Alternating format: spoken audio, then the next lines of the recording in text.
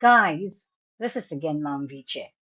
As promised in my previous video, our discussion now will be on the counting rules involving permutation. Permutation and combinations are ways of grouping elements of a set into subsets so that we'll be able to know how many ways we'll be able to do things. Permutation requires a specific sequence of outcomes, meaning order matters. To calculate permutation, the formula is P of n and r equals the factorial n divided by the factorial n minus r. That is the number of ways P you can arrange n distinct objects, taking them r at a time. Take note that the exclamation point is read as factorial. To get the factorial, you multiply the number by each number below it until you get to 1. So, if the number is 3, we start with 3 multiplied by 2, which is 3 minus 1, then 1, which is 3 minus 2. In certain cases, n will be equal to r. It means you are selecting or arranging all the objects available in the set, and the number of permutation will be equal to the total number of permutations of the set. So, when we get the difference of n minus r, we get the factorial of n minus n, which is equal to the factorial of 0. The factorial of 0 is defined or is equal to 1. Permutations can be classified into 4 categories: with repetition, without repetition, multisets, and circular. However, the main types of permutation are those with repetition and without repetition.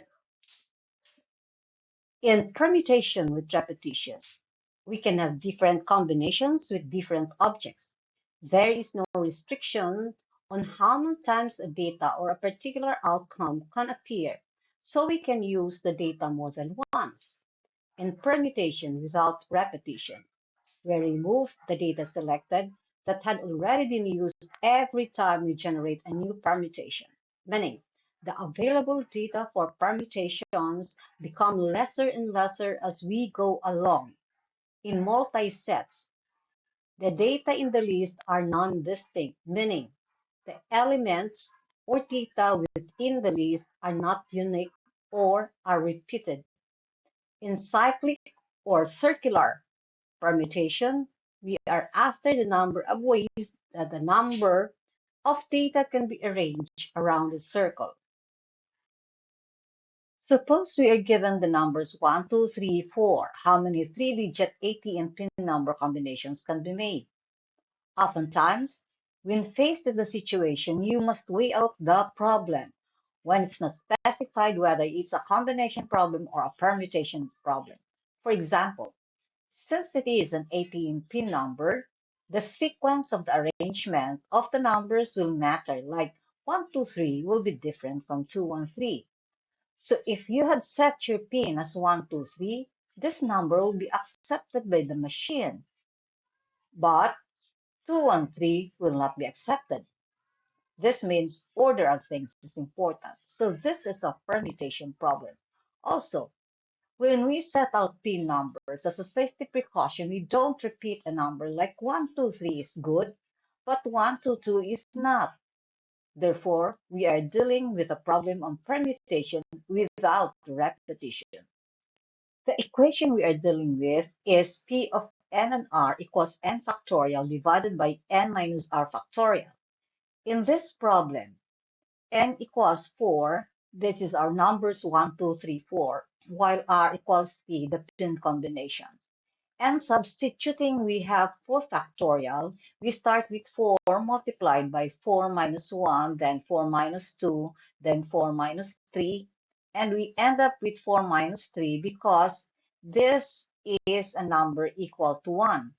If you are in a hurry, the shortcut would just start with 4, then multiply with the next lesser number 3, then 2, then finally 1. which of course one, we don't usually think of that number anymore because anyway, it doesn't change the answer. Then for the denominator, we have the factorial of 4 minus 3. You will notice that when we cancel the 4 minus 3 in the numerator and denominator, since it just equates to 1, leaving us only the number in the numerator, we get 4 and 4 minus 1 and 4 minus 2. This is therefore equivalent to 4 times 3 times 2 and 24 ways to have a 3-digit ATM PIN number from the combination of 1, 2, 3, and 4. This is my advice when solving problems, especially with big numbers. Observe the numerator and denominator. If you are ending in a factor in the numerator which is similar to that in the denominator, you can stop your sequence. Thus, the numerator in this case is supposed to have 5 times 5 minus 1 times 5 minus 2 times 5 minus 3 times 5 minus 4, but since the denominator has 5 minus 3 factorial, which is equivalent to 5 minus 3 times 5 minus 4. Why not make your life easier by stopping your factor at 5 minus 2, knowing that 5 minus 3 and 5 minus 4 are redundant and will just result into a number 1. When we cancel out these factors, leaving the probability P of 5 and 3 with 5 times 5 minus 1 times 5 minus 2, which is 5 times 4 times 3. Now, suppose you didn't know that it is a good practice not to repeat a number when setting up your PIN numbers and you thought it will make your life easier by simply repeating numbers. With repetition, you can make different combinations with different objects or data without being restricted by how many times that object or data can appear in the sample space. So you can use the data more than once. Therefore, you only because as a practice, I won't be doing this if it was me.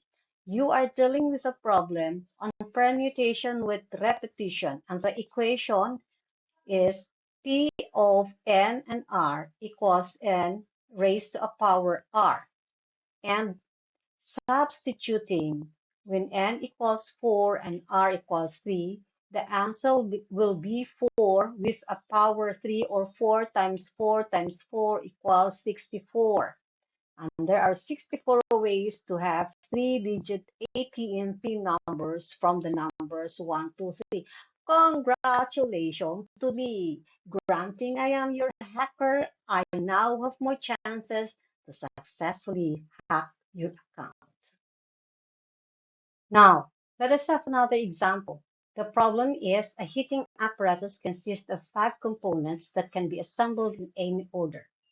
If the lab technician tests the efficiency of the assembly for each order, how many order sequences are there? In this case, the lab technician will need to be very careful with the sequence since any deviation is bound to affect the efficiency. That means this is a permutation problem with the number of distinct components equal to 5, with R equals to 5 components to be selected and arranged. Solving the permutation, we have 5 factorial divided by 5 minus 5 factorial, and notice that we are getting 0 factorial in the denominator, which is equal to 1. Thus, calculating, we have 120 ways to assemble the component of the heating apparatus for the purpose of testing the efficiency. The next video, guys, will focus on the counterpart of permutation, and that is combination. Don't forget to subscribe to my channel, and of course, please also hit the like button. Thank you so much.